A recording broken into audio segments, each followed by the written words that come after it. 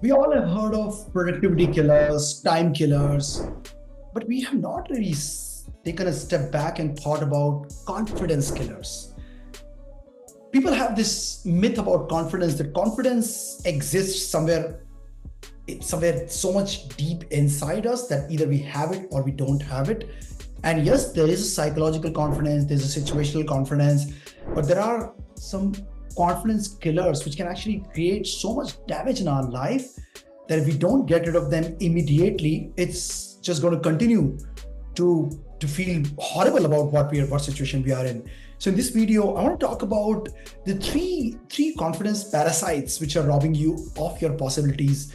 And the reason I'm doing it is because in my own life of like I've worked with companies like Cognizant, Microsoft, including being the founding members, one of the founding members in Microsoft IT India, and the founding member in Cognizant Australia, one of the two, and all of that stuff. And I used to feel that my confidence will be better once I achieve more. I used to feel that once I have become a director, then it will happen. Once I'm in this company, that will happen. Once I've won this deal, then it will happen. But it never actually happened because there was something which I was doing in a daily practice, which was robbing me of my possibilities. So in this video, a lot of it is coming from my own experience of what I've done in my own life, but some of it is also getting strengthened or got strengthened by what I've seen my clients do. Since last 6 years, I'm a full-time coach and I'm really working with people to build a very powerful life, and confidence is a very core part of it. So I'm going to talk about this without any further ado and jump in. So number one confidence killer is, you might disagree with that, you might dislike it, but is news. News is the biggest confidence killer, and you don't realize it. We all think that somehow confidence is connected to people around us, the ecosystem around us, the environment or office, and our accomplishment. But the biggest killer is that we're spending time on watching news every single day. We're trying to analyze lives of other people or see it getting analyzed in front of us. We're passing judgment with every single piece of news that we see on social media or in the news channel. And we are actually killing our confidence in the process. Let me ask you this question. When was the last time you felt great about the world and the situation in the world when you saw a piece of news? In fact, the news, the way it has become a commodity, and people want to keep you on their channels. So there's the negativity which is around, which is filled up. Negative news sells so much. So people actually will take something big and make it like a big thing, like on Aaj Tak channel, breaking news. And I can't even say that. People say bad things, really bad things. And you take a look at it and you think, oh my gosh, the world is going to dogs. I remember people in India, when I moved to Australia, people in India often would ask me, hey, isn't it a very racist country? I'm like, no. And like, but we see all these things. So, yeah, you see wrong. You're like, oh, there's an attack happening against Indians and all of this. How are you living there? I'm like, no, it doesn't happen. It's just that a lot of students come here and 9 out of 10 of those people are working late and going back home, and they happen to be Indians. So probability becomes more, or whatever it is. It doesn't matter like whether my justification is right or not. Thing is, news is making them feel bad about the place I am in. And that's what people do. Like you think about other type of news is like whole lot of political analysis. You're better off by reading a book about politics, interviewing people, or watch an interview where people are giving an unbiased opinion and learn from there if that's what you want. You're better off by attending a podcast or a live session or something than watching news where two people are fighting like dogs with each other, or they're blaming each other. The whole bipartisan politics and all of it just makes you feel great about life. Oh man, when was the last time you felt great about it?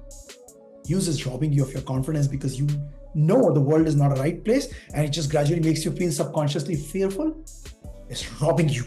It's robbing you. It's robbing you. So don't do that. And now, because I'm talking about a problem, I have to give you a solution as well. Here's what you do.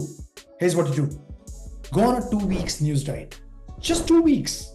If you've watched so far, then take that action. And each of those confidence levels, I'll talk about the actions as well.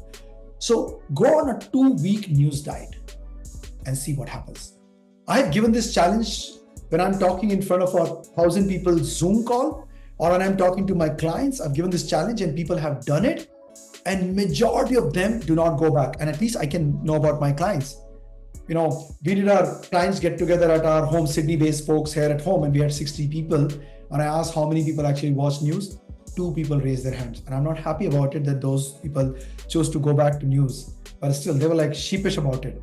Don't watch news. Just go for a 2 weeks diet. I've not watched a single piece of news for the last 7 years. And yes, in a social gathering, sometimes like, oh, what happened? And people look at me, but now they know that I don't watch news. So they kind of tell me, and I get to know what's happening anyways. I remember my brother I have a twin brother, he would actually send the statistics of how many people are dying in COVID every week. And honestly, while my heart goes to that, what can I do with that information other than feeling bad? I can feel compassionate about it. I can do anything, but it makes me feel bad about what is happening in the world. It makes me feel the world is a bad place. What's the point of this? So news, unless you're a newsreader, your job demands, don't watch news. I did the same thing, 2 weeks of news diet I went for, and then did not go back to it ever, and most people don't. So right, that's the first thing, news. Get rid of it, please, from your entire life. Please, please, please, okay? Get rid of news. Second one is you are told, and we're completely changing the gear. We're going to the corporate life. You're told to improve on your weakness. When you go for an appraisal discussion, it's all about, they tell you some good things because that's what they're meant to do. That's the HR process. But then they say, let me tell you what all is wrong with you. And you need to improve these weaknesses, as if you have a gold sitting inside it. And if you remove all the upper layers of nonsense and weaknesses, there'll be something amazing 6 packs person coming out. That's not going to happen. You're going to have to develop it. So all of that conditioning, which actually starts when we are children, like majority of the, I know like Asian parents, majority of the Asian parents bring up their kids with guilt and shame. And if you're not like that, good on you, good for you. But I've spoken to 2,500 odd people because I talk to people when they want to sign up with me. I talk to people, like 6 years, I've spoken to so many people. I've spoken in events, I've spoken in places. When I ask this question, it's true. A lot of people are like, don't do this, don't do that. Can't you even do this for your mama? Can't you do this? Can't you see this? You can't do this. You don't even know this guilt and shame which comes all the time. You don't even know this? How dumb you have to be, man. How bad you can be. And you hear these things which is constantly about weakness. You get marks cut in the school and colleges for the weaknesses of things you don't know. And it's just the worst thing you can do for your confidence. And there are some people who say, just work on your weakness and you will be amazing. Does not work. Work on your strengths, who you are. I know in my jobs, n number of times I was told to slow down. And part of me wanted to tell them to speed up, but to slow down. Or can you tone down your energy? I'm getting intimidated. And nobody said that, but why do you want to tone down your energy, man? I'm excited about it. Oh, that's not mature. Really? And I was told to do this so much time. And I actually thought maybe that's the corporate culture. And when I became a coach, my energy went through the roof. And then I started teaching other people, telling them how important their energy is. And they took their own energy in the way they are, not my energy, not my style. And they started being themselves. And it actually made a huge difference to their career and their confidence. You don't have to be somebody else, but you're told all the time to be like this particular person, improve a little bit and you'll be amazing. So, when you're conditioned to believe that somehow, if we work on our weaknesses enough, something great will emerge. We're being conditioned. The truth is completely opposite. You work based on who you are, your identity, your core strength, and you will always do better. So remove this confidence robber completely from your life. Please. Don't do that. Okay? Because I can tell you one more thing, which is that the only way you're going to produce great results is going to happen when you're operating from your strength. And what does it do? It further strengthens that particular feeling that I'm good in this particular thing. And you become more confident. More confidence leads to more confidence, leads to more confidence, leads to more confidence. So solution is to tap into your strengths. All the constant negativity, all the constant criticism, constructive criticism in the name of that, where people are just trying to impose their opinion onto you. All that is not going to help you in your life at all, ever. So definitely take care of this confidence robber. Do not give in to this entire idea of like improving your weaknesses. Okay, because there's an important element here, which is that you can improve your weaknesses and you can go from here to here, but that still will be way lower. You can make so much effort, it will be slow progress, very slow. But if you're strong and you work on that, this data difference is going to be in the outstanding zone. So work on your strengths, focus your energy on what you're good at intentionally, and you'll become great at it. Then you become outstanding at it, and you will get great results, and you can then hire other people who can fulfill, like who can compensate for that weakness. All right? So take care of yourself here. First one is news. Second one is improving your weakness, that conditioning that is robbing you of your confidence. And the third one is doing what they do. What does it mean? It means that we have people in our life who we see, we admire, and we start duplicating what they do, copy what they do. I remember in Cognizant Australia, where there was this guy, Gaurav Sharma. Gaurav Sharma will walk into a meeting, may not say anything, but his eyes, his demeanor was so amazing that you'll be spellbound. And then he'll open his mouth and you're like him. I want to be like him. And I know that he was one of my stakeholders when I was at Cognizant, because he was in the vertical team, I was in the horizontal team.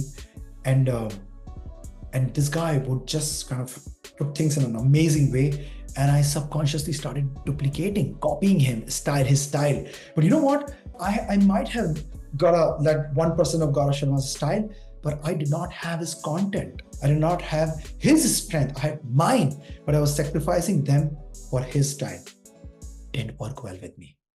You know, your boss will come to you and say, I think you need to be like this person. Look at this person. He does such a great thing. I remember one of my bosses would tell me, you need to be like Vijay. Vijay is so charismatic. Like, he connects with people. He does this and he does that. And I'm thinking, damn, but he is a charismatic guy.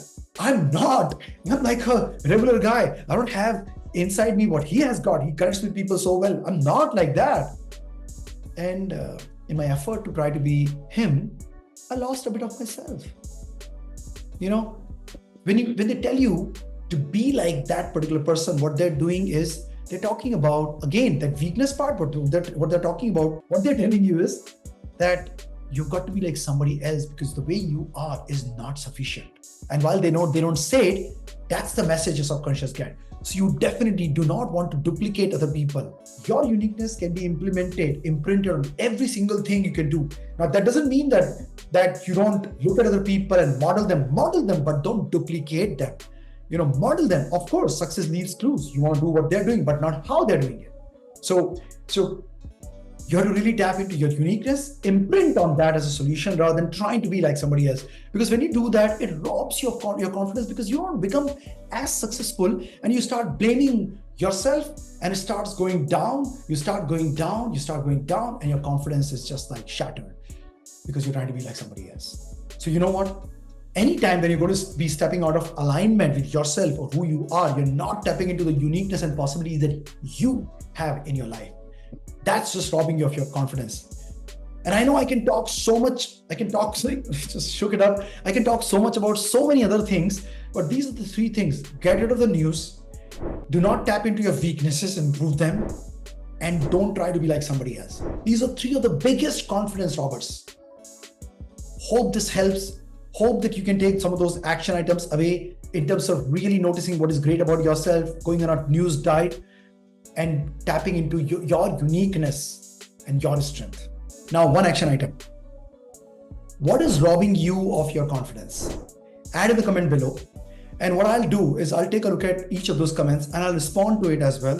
But I'll also probably end up creating, if this content is sufficient enough, create another training video or something which will help you understand how do you gain the psychological confidence? How do you actually stay more powerful in the time to come in your career, in your life? And the other thing that it does is that people who see it also realize that I'm not alone. And it's such a strong feeling that I'm not alone in this particular world who's facing all these problems. And it actually just makes them a little bit more comfortable. So your comment means a lot for me, but it also means a lot for people who are going to be watching this video. And definitely like this video so that more and more people can see it, share it with people, and subscribe to the channel so that you can continue to get these kind of content which is going to create value in your life. Wait for it.